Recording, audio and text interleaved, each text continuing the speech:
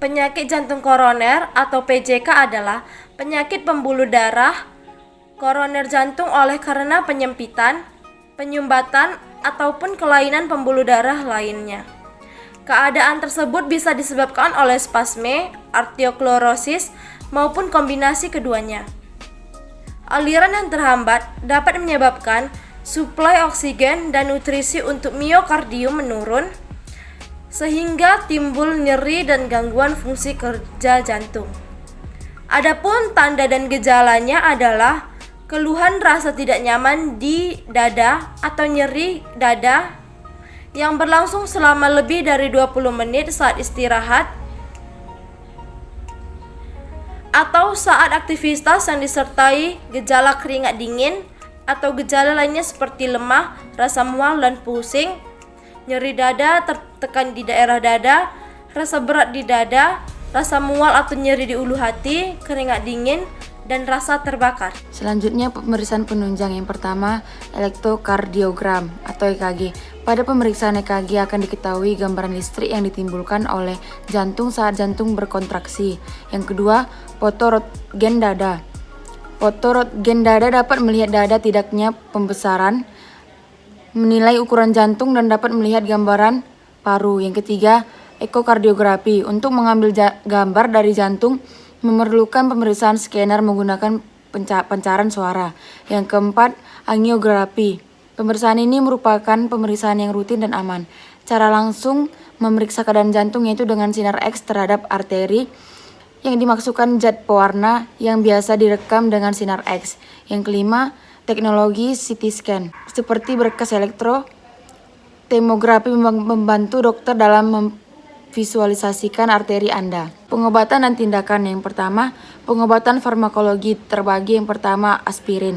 Dari berbagai studi telah jelas terbukti bahwa aspirin masih merupakan obat utama untuk pencegahan trombosisi. Untuk aspirin disarankan diberikan pada semua pasien PJK kecuali bila ditemui kontraksi. Yang kedua, obat penurun kolesterol. Pengobatan dengan statin digunakan untuk mengurangi risiko baik pada prevensi primer maupun prevensi sekunder. Yang ketiga, nitrat. Pengobatan dengan melebarkan pembuluh darah normal dan mengalami aterosklerotik. Yang keempat, penyekat beta. Obat ini menghambat efek perangsang jantung, mencegah serangan angina, dan menurunkan frekuensi jantung, miokardium, dan tekanan darah sehingga menurunkan kebutuhan oksigen miokardium. Pengobatan non-farmakologi. Yang pertama, memodifikasi pola hidup yang sehat dengan cara olahraga ringan. Yang kedua, mengontrol faktor risiko yang menyebabkan terjadinya PJK seperti pola makan. Yang ketiga, melakukan teknik distraksi dengan cara mendengarkan musik. Yang keempat, dan relaksasi dengan cara napas dalam.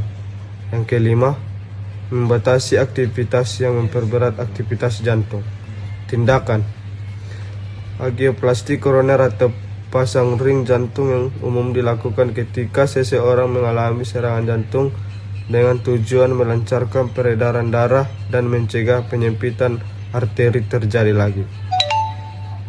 Diagnosa ICD-10 penyakit jantung koroner. Yang pertama, kita buka ICD-10 volume 3, carilah chronic ischemic heart disease sebagai lead theme atau kata kunci, maka carilah abjad. Yang kedua, ditemukan chronic ischemic heart disease pada kode I25.9. Yang ketiga, pastikan kembali ICD-10 volume 1 dengan mencari sesuai kode yang telah didapat yaitu I25.9. Tindakan penyakit jantung koroner pada ICD-9. Yang pertama, kita buka ICD-9 bagian belakang pengkodingan huruf. Carilah prosedur amnion sebagai lead theme atau kata kunci, maka carilah abjad E. Yang kedua, ditemukan prosedur elektrokardiograf pada kode 89.52. Yang ketiga, pastikan kembali pada ICD-9 pada penggorengan angka bagian depan dengan mencari sesuai kode yang telah didapatnya yaitu kode 89.52.